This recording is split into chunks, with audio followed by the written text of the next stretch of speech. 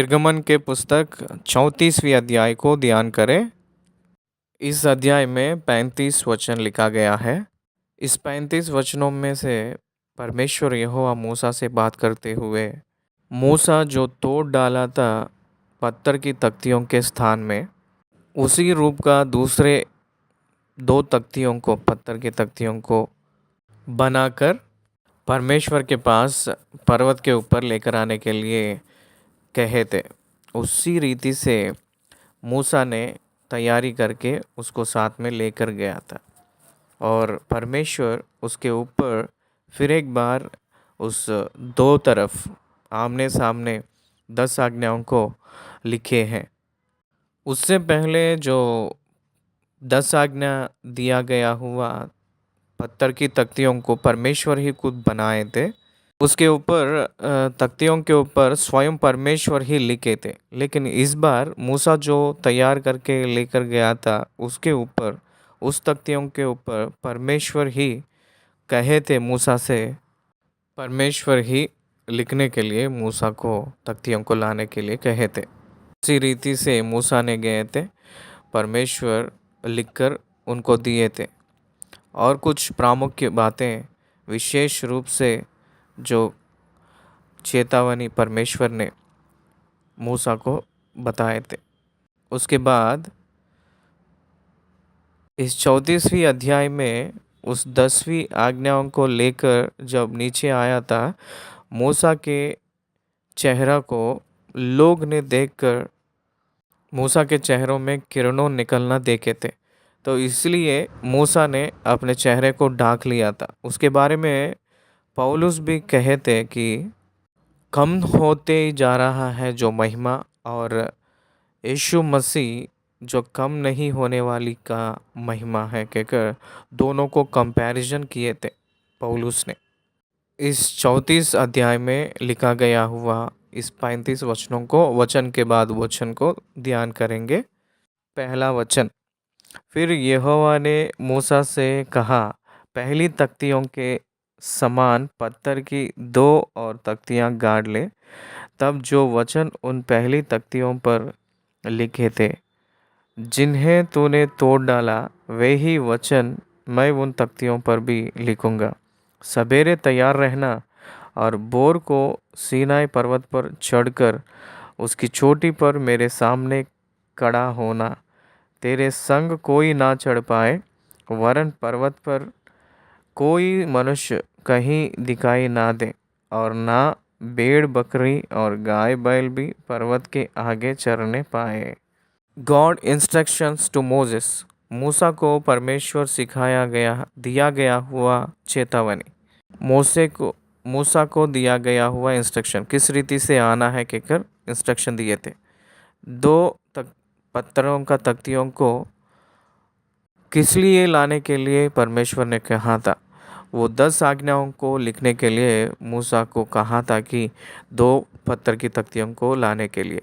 इस विषय के बारे में यहाँ स्पष्ट रूप में पता चल रही है। वैसे ही परमेश्वर जो बात कर रहे हैं उस बात को हम गौर से ध्यान करेंगे तो सीनाई पर्वत के चोटी के ऊपर तूने मेरे सम्मुख खड़े होना है कहकर परमेश्वर ने कहे थे। खड़े होना है, इट्स मोस्ट इम्पॉर्टेंट। परमेश्वर की आज्ञा सुनने के लिए परमेश्वर के चरणों में, परमेश्वर के सम्मुख में खड़े होना चाहिए। परमेश्वर की संदेश को, परमेश्वर की महिमा को अनुभव करने के लिए लोगों से अलग होकर, परमेश्वर के सम्मुख होकर उसके सम्मुख में खड़े होना सीखना है।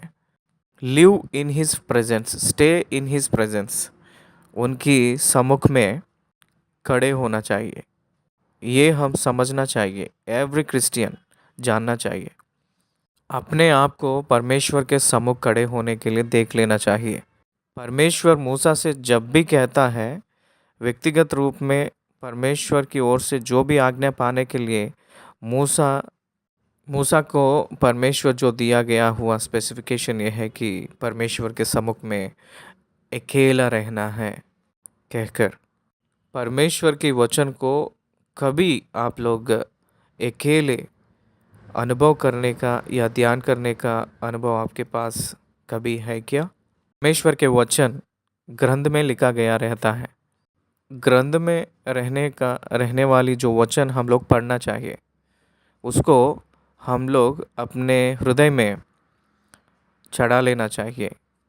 हम लोग उसको बहुत रटना चाहिए, परमेश्वर के वचनों को। अपने अंदर जो टिका हुआ वचन के अनुसार हम लोग चलना चाहिए। वचन के अनुसार जब हम चलते हैं, पढ़ते हैं, तब परमेश्वर सोच देता है। तो उस सोच के अनुसार हम लोग आगे चलना चाहिए। अगर ऐसे चलेंगे, प्रभु की महिमा कर सकते हैं। वचन हम लोगों को चलाती है, इसलिए हम लोग वचन को बहुत ध्यान से पढ़ना है। इसलिए हम लोग परमेश्वर के सम्मुख में खड़े रहना चाहिए। सवेरे तैयार रहना है कहकर दूसरी वचन में लिखा है। परमेश्वर के चरणों में जाने के लिए हम लोग सवेरे तैयार होना चाहिए। He should prepare himself to stay with the lord. प्रत्येक अपने आप को करके परमेश्वर से मिलने के लिए मूसा ने अपने तंबू को अलग कर लिया था, स्पेशल जगह पे डाल लिया था। मूसा ने छावनी में था सभी लोगों के साथ, लेकिन परमेश्वर की दर्शन पाने के लिए पहाड़ के ऊपर आने के लिए कहे थे। The place was changed here, please observe.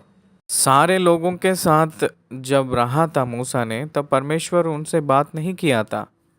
मूसा जब बिजी रहता था, व्यस्त रहता था, उस समय परमेश्वर ने बात नहीं किया था।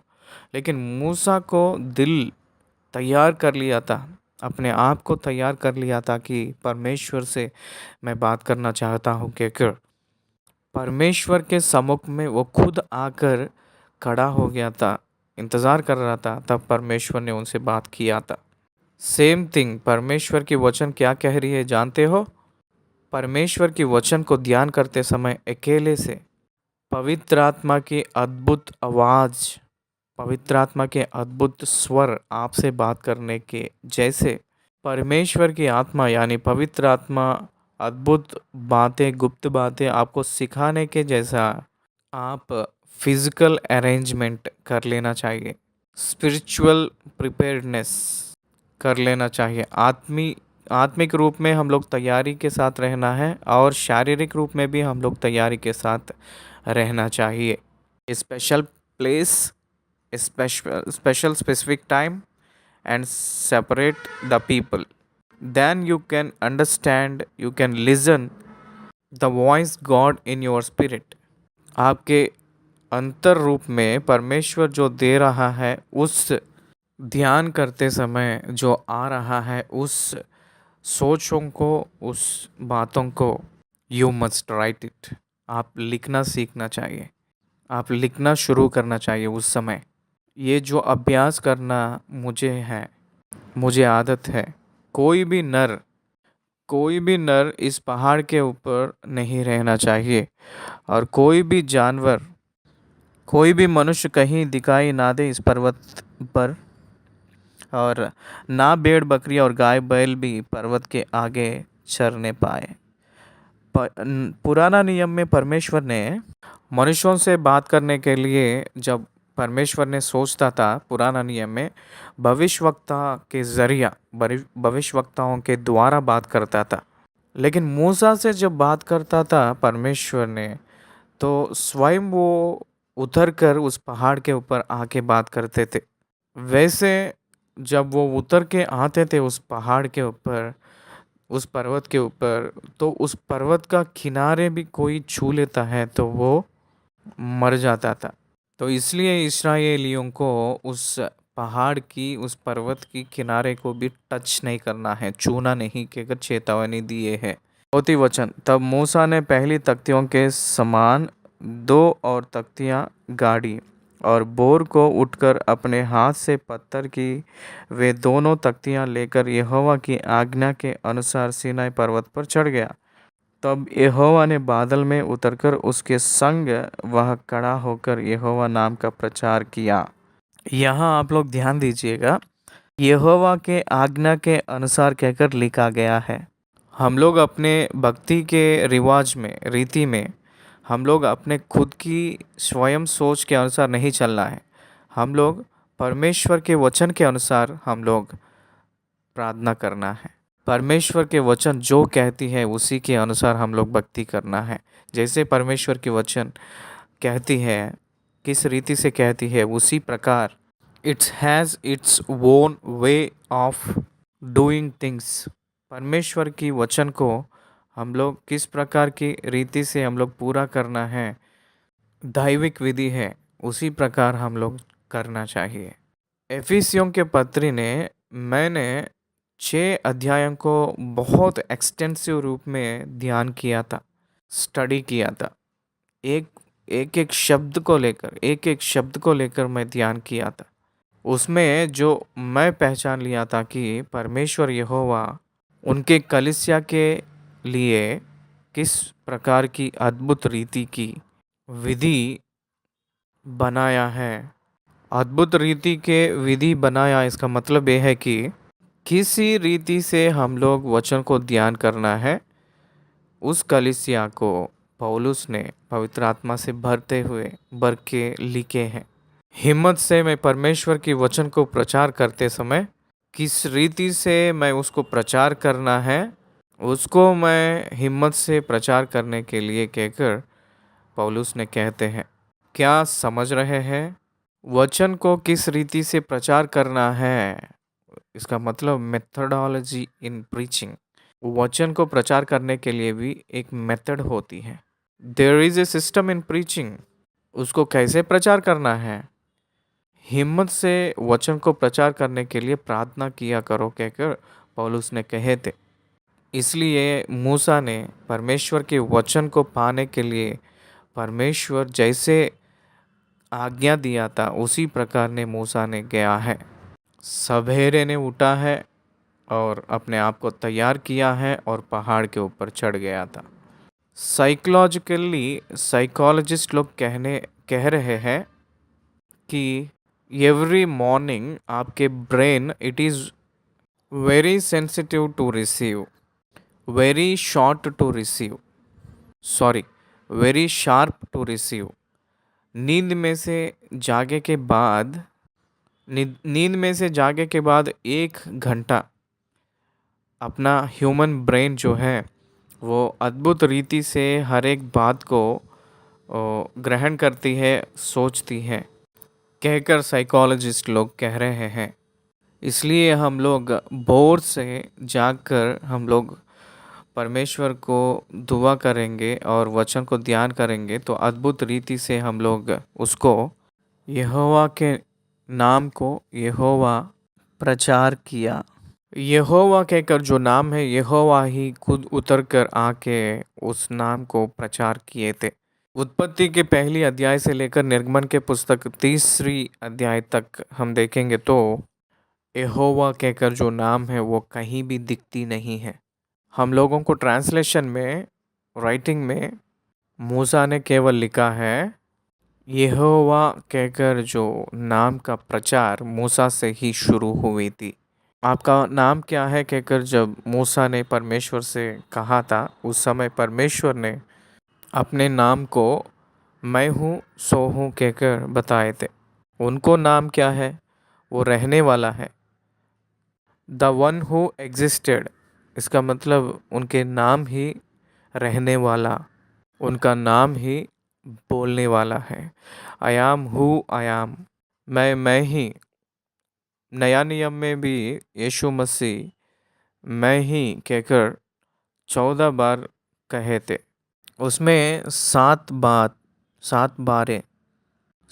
बार जो कहे थे 7 आयाम्स। 7 आयाम्स का मतलब है कि इंग्लिश में मैं ही कहकर बोलने के लिए आयाम्स कहते हैं। वैसे 7 बार यीशु मसीह ने प्रकट किए थे।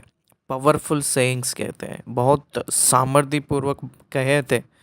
उनको आखिरी रात में जो पकड़ा जा रहा था, उस समय सैनिक लोग उनको पकड़ने के लिए जब आए थे, उस समय वो मैं ही कहकर जब कहते ही वो सैनिक लोग नीचे गिर पड़े थे।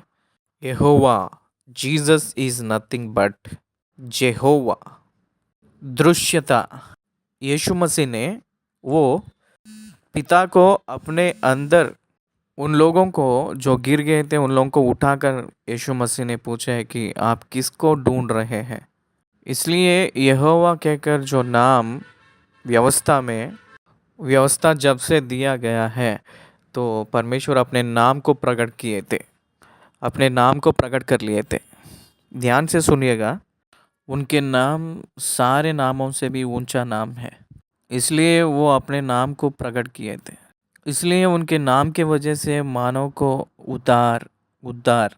इसलिए मत्ती रचित सुसमाचार आखिरी अध्याय का आखिरी वचनों में देखेंगे तो पिता के नाम और पुत्र के नाम और पवित्र आत्मा के नाम से, पिता पुत्र पवित्र आत्मा के नाम में बपतिस्मा लो कहकर लिखा गया है। इसलिए नाम, हिज नेम इज़ एवरीथिंग।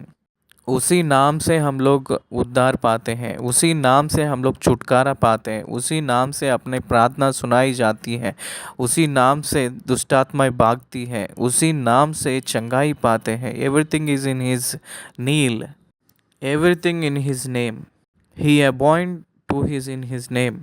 उनके नाम के लिए या उनके नाम के वास्ते वो वैसे ही बांधे हैं, उनके नाम के वजह से, नाम के हिसाब से खड़े हैं। उनका नाम उनको दर्शाती है। His name declares him, his name reveals him. इसलिए ही डिक्लेयर्ड हिज नेम, वो उनके नाम को प्रकट किए थे। तब मूसा ने तुरंत पृथ्वी की ओर झुककर दंडवत किया। 6वें वचन से पढ़ रहा हूँ। यहोवा उसके सामने होकर यूं प्रचार करता हुआ चला, यहोवा यहोवा ईश्वर, दयालु और अनुग्रहकारी, कोप करने में धीरजवंत और अति करुणामय और सत्य, हजारों पीढ़ियों तक निरंतर करुणा करने वाला, अधर्म और अपराध और पाप का क्षमा करने वाला है, परंतु दोषी को वह किसी प्रकार निर्दोष ना ठहराएगा। वह पितरों के अधर्म का दंड उनके बेटों वरन पोतों और परपोतों को भी देने वाला है। इसका मतलब क्या है, डिस्क्रिप्शन क्या है? Who is this जेहोवा? वो दयालु है, करुणामय है, कोप में धीरजवंत है, अनुग्रहकारी है। क्या कह रहा है यहाँ?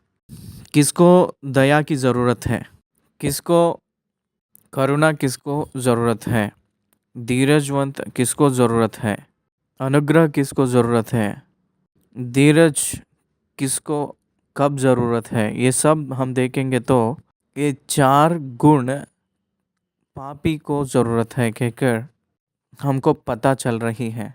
Every sinner needs grace, every sinner needs God's long suffering, every sinner needs God's favour, every sinner needs God's compassion, human being needs God's compassion. इसलिए परमेश्वर की गुण, attributes, human being needs God's compassion, ये पूरे गुण मनुष्यों के ऊपर वो क्या है दर्शा रही है। मनुष्यों के ऊपर उनके गुण कैसा रहेगा वो दर्शा रहा है। इसको हम पहचानना चाहिए, जानना चाहिए, ये जानना चाहिए, ये जानना चाहिए, ये जानना चाहिए, ये जानना चाहिए, ये जानना चाहिए, ये जानना चाहिए। నిర్గమకాండము 34వ అధ్యాయము 2వ భాగము। निर्गमन के पुस्तक 34वीं अध्याय को दूसरी भाग में हम लोग ध्यान करेंगे।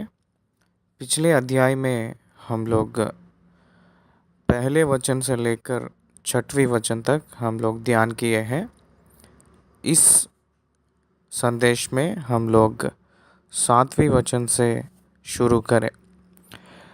निर्गमन के पुस्तक 34वीं अध्याय का 7वें वचन हम पढ़ रहे हैं।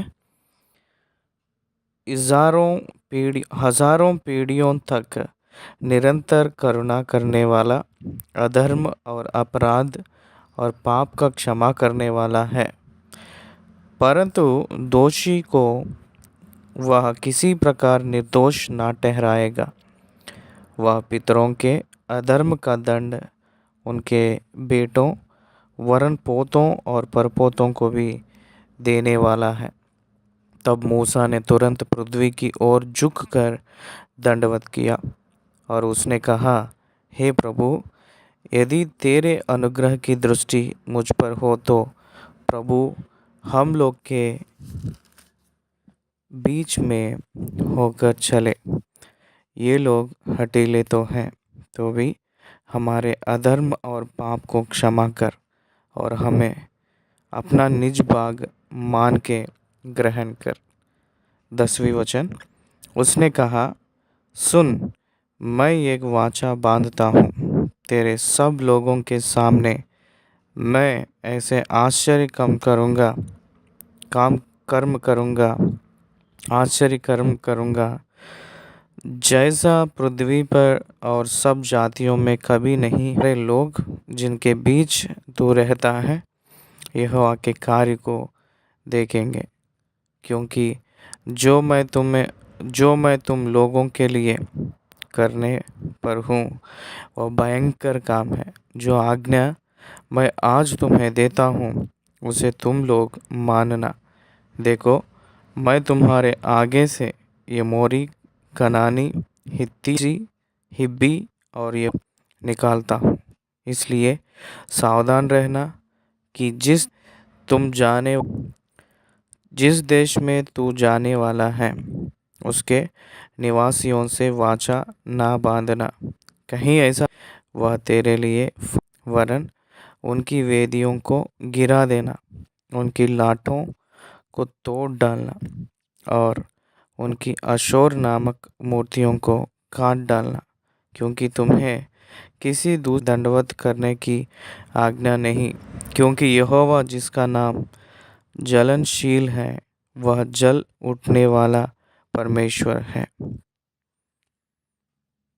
15वीं वचन से हम लोग शुरू करें।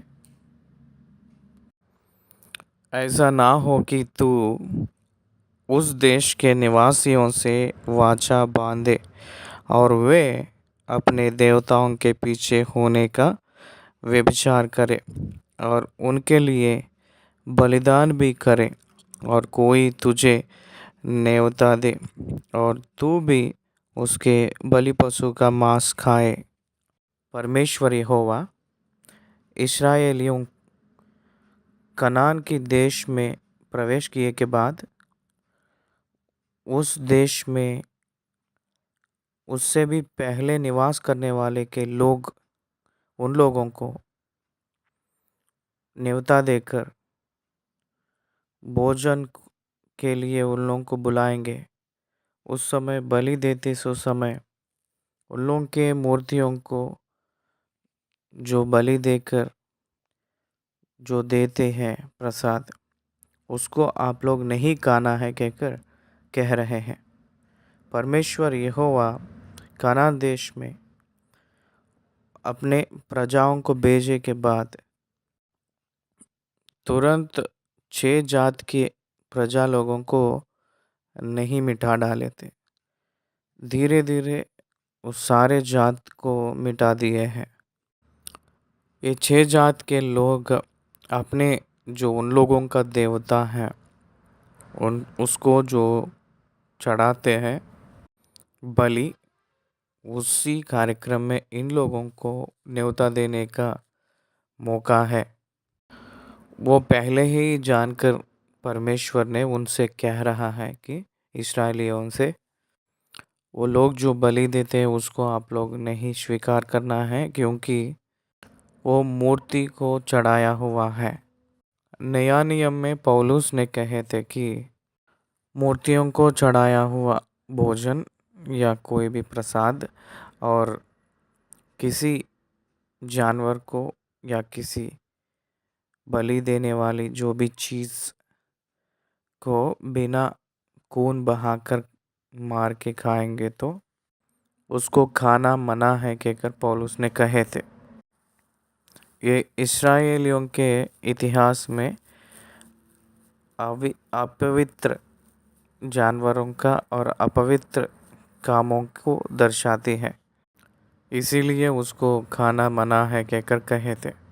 जानवरों को मूर्तियों को बलि चढ़ाए सो जब उसकी मांस को नहीं खाना कहे थे। यहाँ हम देखेंगे तो पुराना नियम में इस्राएली लोग जो प्रजा है उन लोगों को परमेश्वर पवित्र बनाकर प्रत्येक रूप में अलग किया हुआ कारण से अन्य लोगों के जैसा ना रहने के लिए इस विधि को लेकर आए थे परमेश्वर ने। जानवर के मांस के अंदर कोई भी दोष नहीं है किसी प्रकार की, लेकिन उस जानवर मूर्ति को चढ़ाए हुए के कारण से उसको निषिद्ध कहकर परमेश्वर मानने के लिए कहे थे।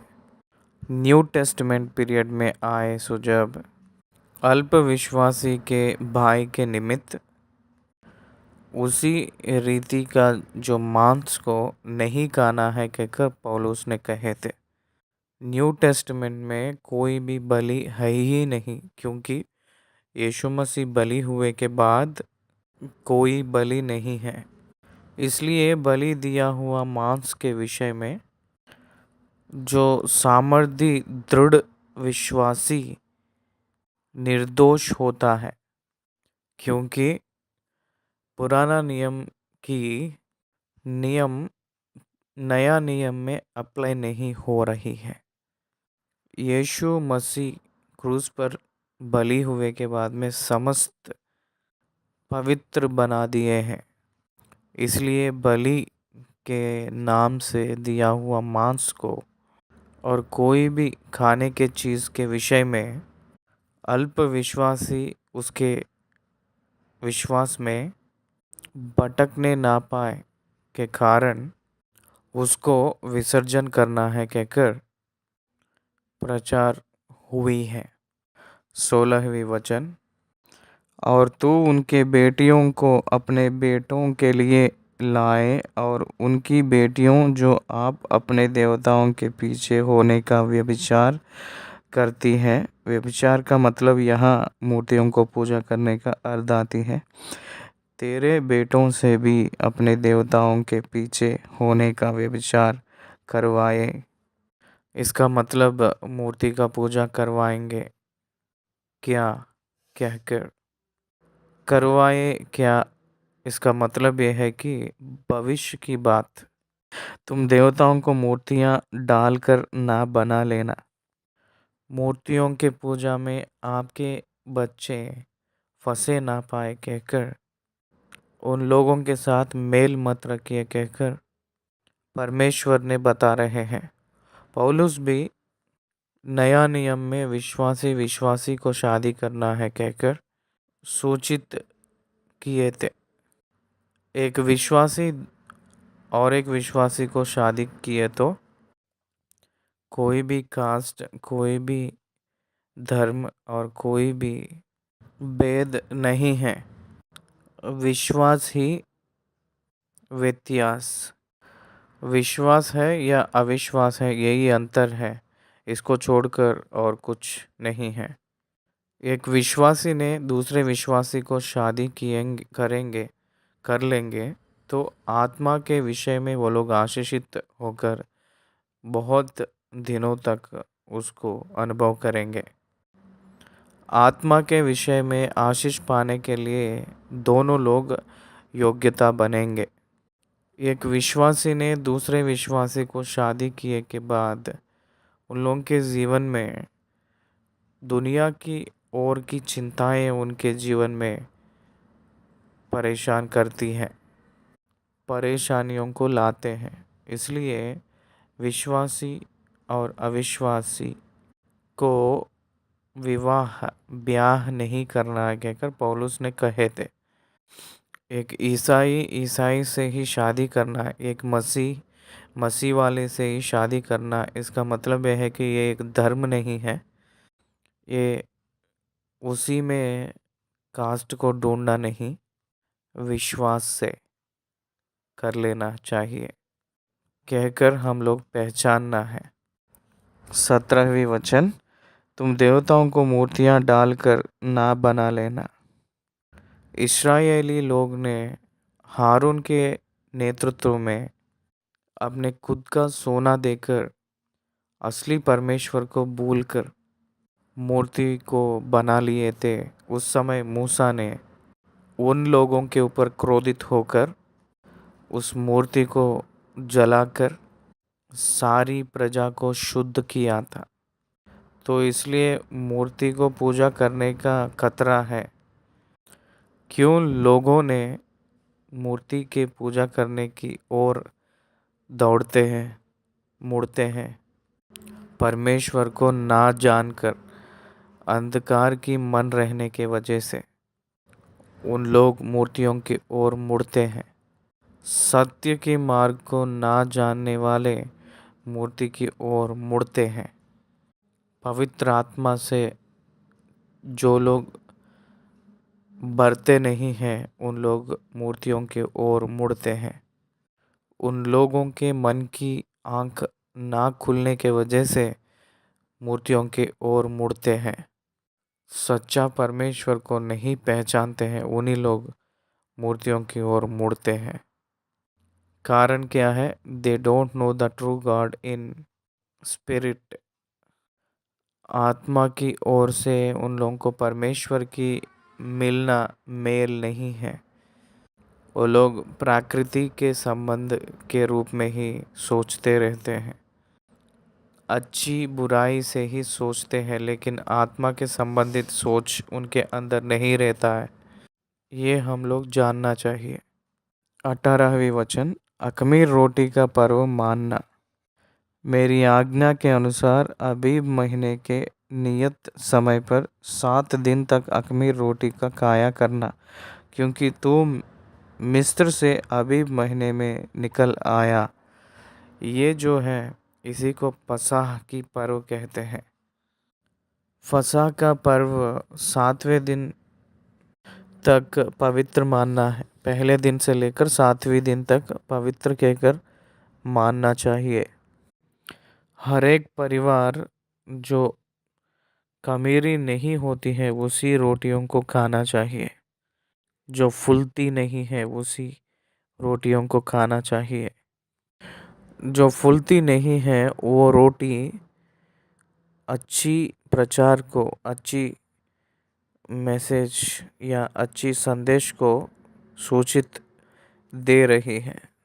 Right doctrine of God. खमीर रोटी जो अपवित्र, जो मिला हुआ संदेश को दर्शाती है। हमेशा दो मार्ग होता है, पवित्र मार्ग और अपवित्र मार्ग। अंगीकार की मार्ग है और अनंगीकार का मार्ग भी है। इसलिए ये खमीरी रोटी मानव के उद्देश्य के अनुसार नियुक्त किया गया हुआ मार्ग। अख़मीरी रोटी जो परमेश्वर की ओर से नियुक्त किया गया हुआ मार्ग।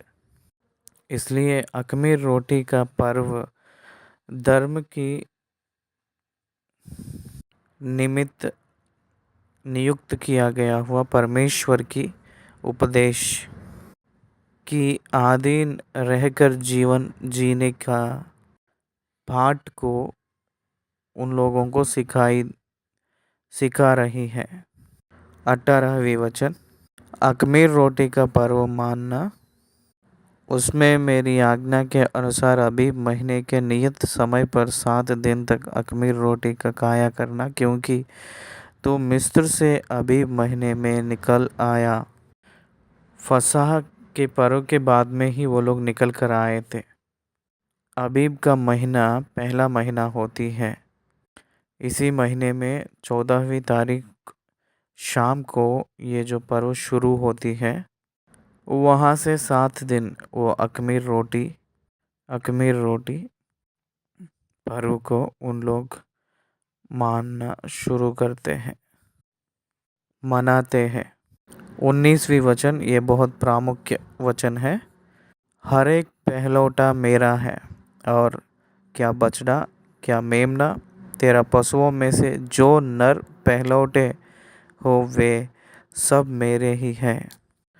गदही के पहलौठे के बदले मेमना देकर उसको छुड़ाना। यदि तू उसे छुड़ाना ना चाहे तो उसकी गर्दन तोड़ देना, परंतु अपने सब पहलौठे बेटों को बदला देकर छुड़ाना। मुझे कोई चूचे हाथ अपना मुंह ना दिखाए। इसका अर्थ क्या होती है समझाऊंगा, ध्यान से सुनिएगा। हर एक पहलौठा पुत्र, हर एक जेठ परमेश्वर की होता है। जेठ परमेश्वर का संबंधी है। हर एक जेठे परमेश्वर का ही होगा। जानवरों में भी पहलौठा परमेश्वर का है। It belongs to God. First born belongs to God. इसलिए परमेश्वर उन लोगों को क्यों नियुक्त कर लेता है? क्योंकि उनके ज़रिया बाकी सारी परिवार को नियमित करने के लिए, संबंध बनाने के लिए। इसका मतलब 12वीं गोत्रों में से लेवी गोत्र को परमेश्वर चुन लिया था। इसलिए पहलौठे के बदले, पहलौठे के सारे, हर एक गोत्र में से पहलौठे को समर्पण करने के बदले 12वीं गोत्रों में से एक गोत्र को अलग करके लेवियों को उनके याजक के काम के लिए इस्तेमाल करने के लिए नियुक्त कर लिया था। वो लेवियों ने पहलौठे का प्रतिफल को वो लोग पाते हैं। हर एक गोत्र के पहलौठे को वो लोग अपने धन को देकर उसके बदले छुड़ा लेना चाहिए। वो जो लोग माता पिता हैं हर एक गोत्र के, इसलिए वो सारे धन संपत्ति लेवियों का ही होता है। लेवियों का ही होगा जो मंदिर का संपत्ति।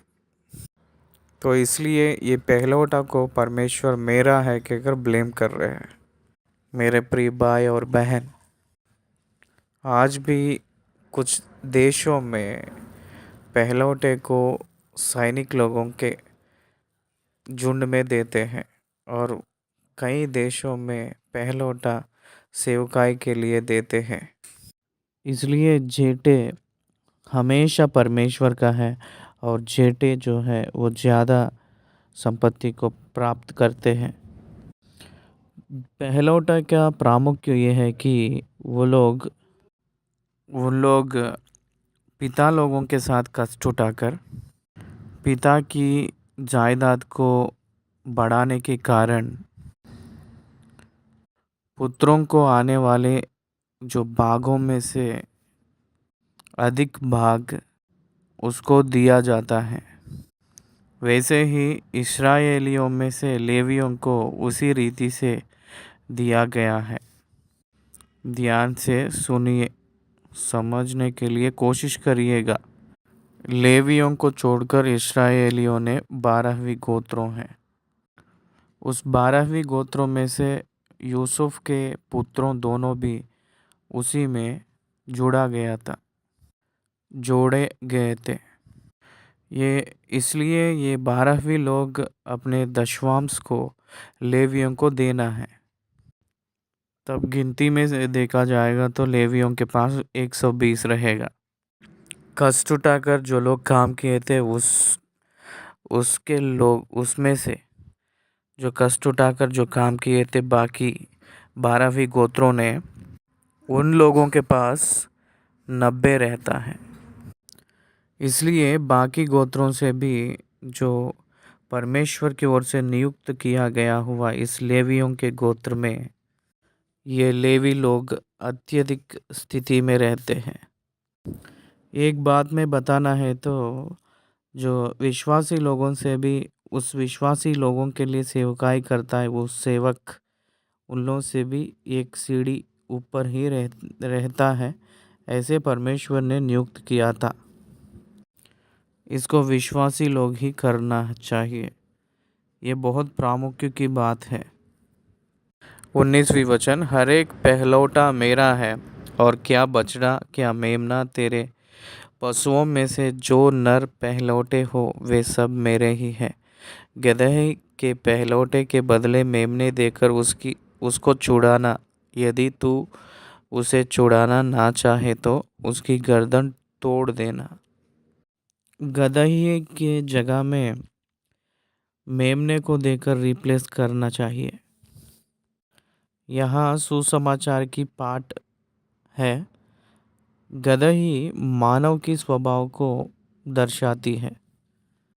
गधा ही दासत्व को दर्शाती है और मेमना स्वतंत्रता को दर्शाती है। ये मेमना को देकर गधा ही को छुड़ाना। यीशु मसीह ने मेमना को एक उदाहरण है, मेमना का उदाहरण है और मनुष्य गधा ही के और गधा ही का उदाहरण है। गधा ही को देने के लिए अगर उसकी संधि मेमना नहीं दे पा रहे हैं तो गधा ही के गर्दन को तोड़ डालना है। गधा ही के गर्दन को तोड़ने का अर्थ क्या है? एक पापी ने पाप में ही रहेगा तो यीशु मसीह के उद्धार में नहीं आएगा तो वो मृत्यु के लिए ही योग्य बनता है कहकर ये सुसमाचार का पाठ हम इसमें देख सकते हैं। परंतु अपने सब पहलौठे बेटों को बदला देकर छुड़ाना। मुझे कोई छूछे हाथ अपने मुँह ना दिखाए। परमेश्वर सम्मुख में दिखने वाले हर एक व्यक्ति धन्यवाद की भेंट देने के रूप में रहना चाहिए। इसलिए कोई भी परमेश्वर के सेवक को दर्शन पाने के लिए जब भी उनके पास जाते हैं किसी कुछ लेकर उनके सम्मुख जाने का आदत अपने ईसाई लोगों के अंदर आते हुए जा रही है। 21वीं वचन, 4 दिन तो परिश्रम करना परंतु 7वें दिन विश्राम करना, वरन हल जोतने और लवने के समय में भी विश्राम करना। देखे हैं, जोतने का और लवने के समय में भी विश्राम करना है कहकर चेतावनी यहाँ दे रहे हैं। Human body needs rest. Human body needs rest. Physical rest is the purpose of Sabbath. विश्राम दिन को मनुष्य को विश्राम देना ही इस विश्राम दिन का उद्देश्य है। इसलिए परमेश्वर मनुष्य के लिए सोच रहा है कहकर हम लोग को दिख रही है। निर्गमन के पुस्तक 34वीं अध्याय 22वीं वचन यहाँ लिखा है, और तू सप्ताहों का पर्व मानना जो पहले लवे हुए गेहूं का पर्व कहलाता है, और वर्ष के अंत में बटोरना का भी पर्व मानना। 23वीं वचन, वर्ष में 3 बार तेरे सब पुरुष इस्राएल के परमेश्वर प्रभु यहोवा को अपने मुँह दिखाए। यहाँ 3 पर्व हैं, 2 त्योहार है। प्रथम फल का त्योहार एक है तो बटोरने का त्योहार और एक है। ये प्रथम फल की त्योहार है और दूसरा साल भर पूरा जो हम लोग खेती बाड़ी करके फसल उगाते वो फसल को इकट्ठा करने का त्योहार एक है। ये 2 त्योहार और फसह की पर्व, पूरा 3 त्योहार निश्चय इसको पालन करना है कहकर इस्राएली लोगों से परमेश्वर कहे थे। 23वीं वचन में, वर्ष में 3 बार तेरे सब पुरुष इस्राएल के परमेश्वर प्रभु यहोवा को अपना मुँह दिखाए। 24वीं वचन, क्योंकि मैं अन्य जातियों को तेरे आगे आगे से निकाल कर तेरी सीमाओं को बढ़ाऊंगा, और जब तू अपने परमेश्वर यहोवा को अपना मुँह दिखाने के लिए वर्ष में 3 बार आया करे तब कोई तेरी भूमि का लालच ना करेगा। परमेश्वर सीमाओं को बढ़ाने के लिए कह रहे हैं। जायदाद को सीमाओं को नियुक्त करने के लिए परमेश्वर कह रहे हैं। जब राइट डिस्ट्रीब्यूशन ऑफ लैंड होती है तब लैंड रजिस्ट्रेशंस जायदाद होगा, there will be no more disputes. उसके कारण दूसरे दूसरे लोग दूसरों का ज़मीन को लालच नहीं करेंगे। परमेश्वर अद्भुत रीति से भूमि को बांटा था। जो गोत्र है, जिन्हों जिन्हों गोत्र है, उसको अलग अलग ज़मीन को बांटा था, अलग अलग गांव को दे दिया था। उन लोग भी अपने अपने परिवार के हिसाब से वो लोग उस ज़मीन को बांट लिए थे। कहीं भी सिविल जो झगड़ा ना आकर परमेश्वर पहले से ही उसका पूरा जानकारी लेकर बांटे हैं। लड़के लोगों को ही भूमि मिलती है और लड़कियों को नहीं मिलता है, क्योंकि वो लोग दूसरे घर के लोग होते हैं। वहाँ उन लोगों के पति का जो ज़मीन उनका होता है, तो इसलिए डबल पोर्शन ना मिलने के लिए स्त्री लोगों को स्वास्थ्य नहीं दिया था, जायदाद नहीं दिया गया था। ज़मीन परमानेंट लैंड फॉर इनहेरिटेंस। एक एक व्यक्ति को परमेश्वर ने निश्चय पृथ्वी पे स्पेसिफिक प्लेस अरेंज कर रहे हैं। ये इस्राएलियों में हम लोग देख रहे हैं। ध्यान से सुनिएगा। इस्राएलियों के संतान में हर एक गोत्र के हर एक पुरुष गिनती में हिसाब में आएगा। हर एक पुरुष गिनती करा जाएगा। हर एक व्यक्ति का पहचान होती है और उसको हर एक व्यक्ति को पृथ्वी ज़मीन दिया जाएगा। कोई भी ज़मीन को कोई ने बेचा होगा, अगर बेचेंगे तो जो उसको खरीद लिया था वो 39 साल तक ही उसको हकदार होता है।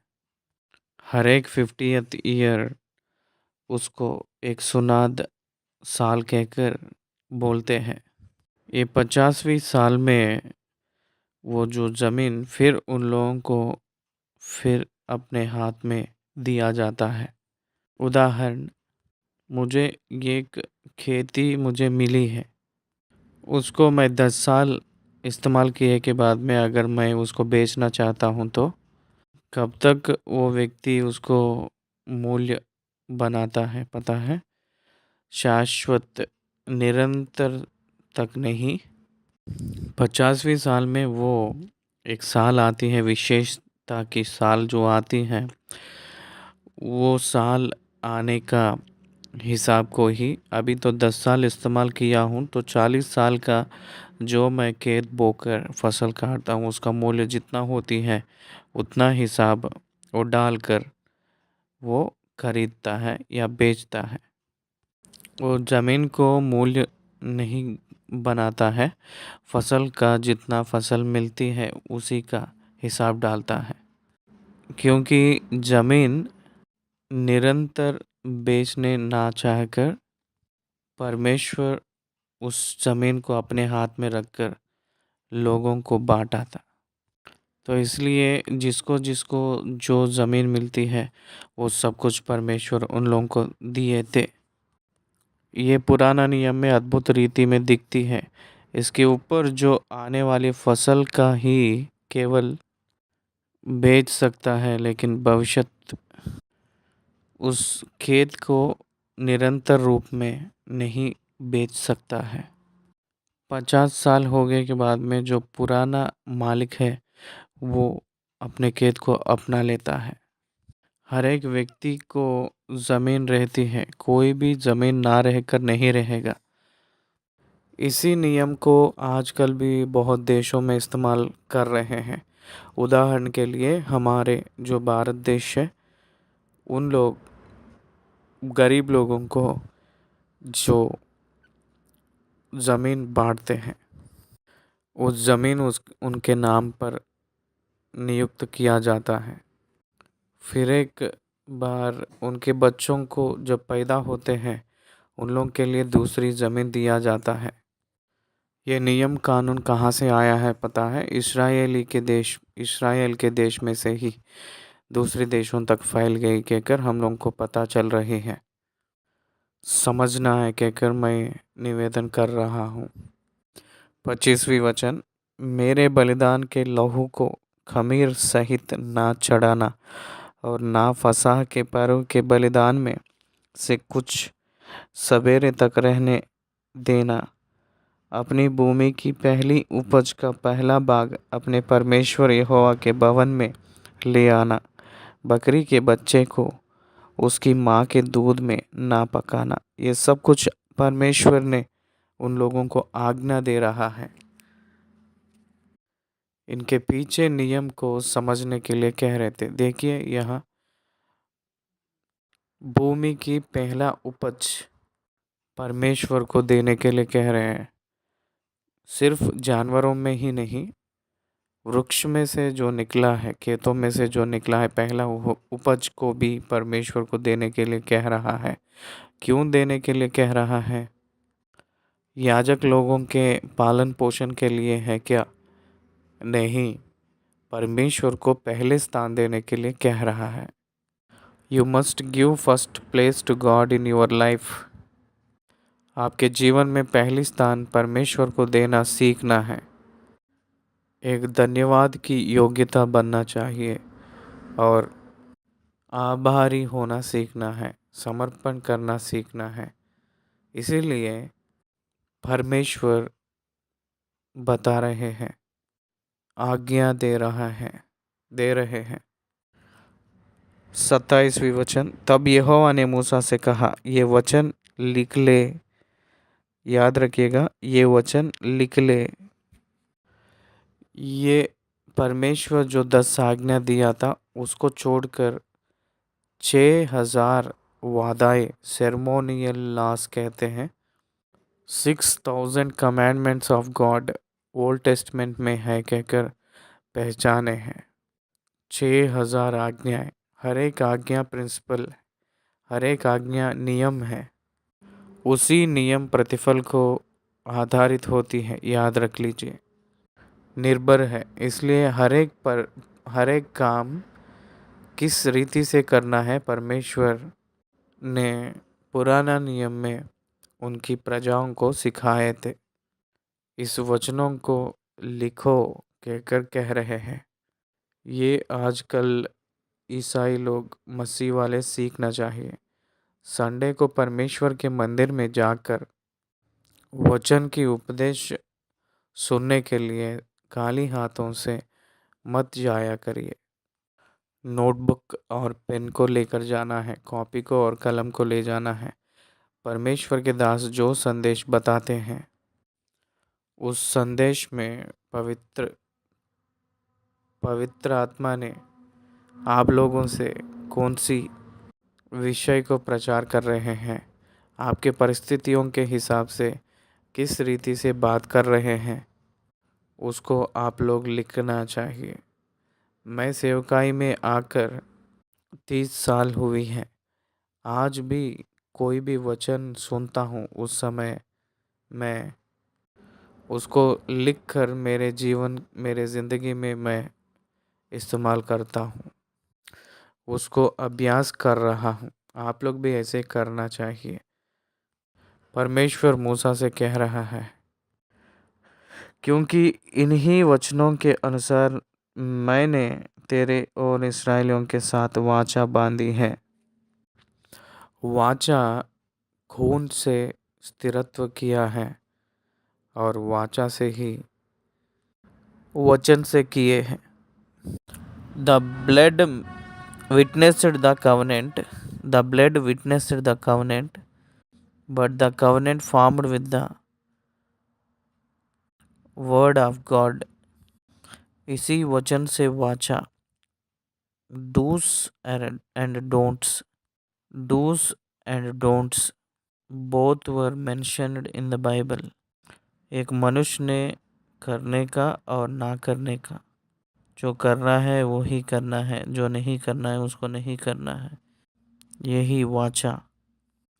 जो करना है वो नहीं करेंगे तो वाचा को निभाए नहीं, जो नहीं करना है वो करेंगे तो वाचा को पार किए हैं जैसा समान है। परमेश्वर की वाचा वचन से संबंधित है कहकर बता रहे हैं। 28वें वचन। मूसा वहाँ यहोवा के संग 40 दिन और रात रहा, और तब तक ना तो उसने रोटी खाई और ना पानी पिया। और उसने उन तख्तियों पर वाचा के वचन अर्थात 10 आज्ञाएं लिख दी। तख्तियों को लेकर मूसा ने पहाड़ के ऊपर गया था, लेकिन परमेश्वर उस तख्तियों के ऊपर लिखा था। पिछले बार तो तख्तियों को परमेश्वर खुद बनाकर परमेश्वर ही लिखे थे दोनों तरफ, लेकिन इस बार मूसा ही खुद तख्तियों को बनाकर लेकर गया था। तब परमेश्वर 10 आज्ञाओं को लिखा था उस तख्तियों के ऊपर। उस 10 आज्ञाएं संपूर्ण रीति का, व्यवस्था का, परिपूर्ण को दर्शा रही है। 19वीं वचन। जब मूसा साक्षी की दोनों तख्तियों हाथ में लिए हुए सीनाई पर्वत से उतर रहा था, तब यहोवा के साथ बातें करने के कारण उसके चेहरे से किरणों निकल रही थी, परंतु वह यह नहीं जानता था कि उसके चेहरे से किरणों निकल रही है। परमेश्वर से जब वो बात कर रहा था तब उनके चेहरे में परमेश्वर की किरण आ पड़ी है। बाइबल ग्रंथ में हम लोगों को रूपांतर के पर्वत के बारे में लिखा गया है। यीशु मसीह ने एक लंबी पहाड़ के ऊपर चढ़कर रूपांतर हुए, सो जब उनसे मूसा और एलिया बात करते समय उनकी मुख और उनके वस्त्र चमक रही है कहकर लिखा है। इसलिए उनके वस्त्र भी चमक रही थी और उनकी मुख भी, चेहरा भी चमक रही थी। रूपांतर के अनुभव पहाड़ के ऊपर उनके चेलों में दिखाए थे। भौतिक रूप में इस्राएलियों के बीच मूसा परमेश्वर के साथ रहने से, भौतिक रूप में परमेश्वर के साथ रहेंगे तो क्या होगा दिखाए थे मूसा के जरिया। हारून और सब इस्राएलियों ने मूसा को देखा कि उसके चेहरे से किरणों निकल रही हैं, तब वे उसके पास जाने से डर गए, नज़दीक जाने के लिए डर गए थे। हाँ, सही बात है ना। मूसा का चेहरा सूरज के समान चमक रही थी। उसको देखकर नज़दीक आने वालों से डर गए थे, क्योंकि super natural effect of God. तब मूसा ने उनको बुलाया और हारून मंडली के सारे प्रधानों समेत उसके पास आया, और मूसा उसने उनसे बातें करने लगा। इसके बाद सब इस्राएली पास आए और जितनी आज्ञाएं यहोवा ने सीनाई पर्वत पर उनके साथ बात करने के समय दी थी वे सब उसने उन्हें बताई। जब तक मूसा उनसे बात ना कर चुका तब तक अपने मुंह पर ओढ़ना डाले रहा। वो लोग डर रहे थे, उस चमक को नहीं देख पा रहे थे, उस किरणों को, इसलिए मूसा ने अपने मुंह को ढाँप लिया था। यहोवा परमेश्वर जो भी बातें बताए थे वो सब कुछ उन लोगों को बताया था। मैं व्यक्तिगत रूप में ये सोचता हूँ कि उसकी चेहरा किरणों के जैसे चमक कर गिरने का कारण आज्ञाओं को देने के लिए, और आज्ञा के साथ जितने भी बातें वो बताए थे वो सब कुछ 10 ही आज्ञाएं केवल परमेश्वर ने लिखवाया था उस तख्तियों के ऊपर, और बाकी सब कुछ आप लिख लो कहकर परमेश्वर ने कहा था ना, टू कन्फर्म दोज कमांडमेंट्स। उस आज्ञाओं को भी प्रज्वलित करने के लिए उसकी चेहरा चमकने के रूप में हम लोग देखते हैं। उनकी मुख चमकने के कारण जो भी बातें वो बताए थे वो सब कुछ उस सब कुछ बातों के ऊपर विश्वास करने लगे थे इस्राएलियों ने। 34वीं वचन। परंतु जब जब मूसा भीतर यहोवा से बात करने को उसके सामने जाता जाता तब तब वह उस ओढ़नी को निकलते समय तक उतारे हुए रहता था। फिर बाहर आकर जो जो आज्ञा उसे मिलती उन्हें इस्राएलियों से कह देता था। जब बाहर आता था वो ओढ़नी के साथ रहते थे मूसा ने, लेकिन अंदर जब जाते थे उस समय उनके ऊपर वो ओढ़नी नहीं है। हम लोग स्वर्गलोक गए सो जब ना ओढ़नी ओढ़नी ना रहे सो जैसा दिखते हैं कहकर कहे थे पौलुस ने। हाँ, we don't need any mask before God. इसलिए परमेश्वर के वचन क्या कह रहे हैं। परमेश्वर से बात कर रहा था मूसा ने और उसकी प्रतिफल क्या दिख रही है। चमकने वाली चेहरा दिख रही है। मूसा की चेहरा चमकते हुए इस्राएलियों ने देखे थे। इस्राएली मूसा का चेहरे देखते थे कि उससे किरणों निकलती है और जब तक वह यहोवा से बात करने के भीतर ना जाता तब तक वह उस ओढ़नी को डाले रहता था। परमेश्वर के पास का मतलब तंबू में जाते समय ओढ़नी को निकाल कर गया था और तंबू में से बाहर आता है तो उस समय लोगों से बात करते समय ओढ़नी को ढाँप कर बात किया था।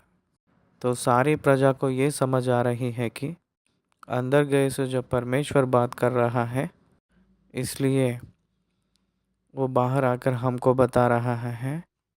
इसलिए we have to bound for them. हम उनकी आधीन में रहना है, हम उनको पालन करना है कहकर वो सीखे हैं। देखिए परमेश्वर कितनी अद्भुत रीति से प्रचार कर रहा है। Nobody forgets his style of teaching. कोई भी परमेश्वर की प्रचार को भूल नहीं पाएंगे। मूसा की चेहरा चमकने के वजह से वो सारे बातें सत्य है कहकर बताते हुए ये कंपलसरी पालन करने के लिए आज्ञा दे रहा हूँ कहकर परमेश्वर निश्चय बता रहे हैं। God's style of communication is entirely different from human beings. परमेश्वर की अद्भुत रीति का प्रचार करने का विधि हम जानना चाहिए। वो भिन्न रूप के रीति से रहते हैं। मनुष्य ने देखे सो जब हम लोग 34वीं अध्याय को ख़त्म किए हैं। धन्यवाद।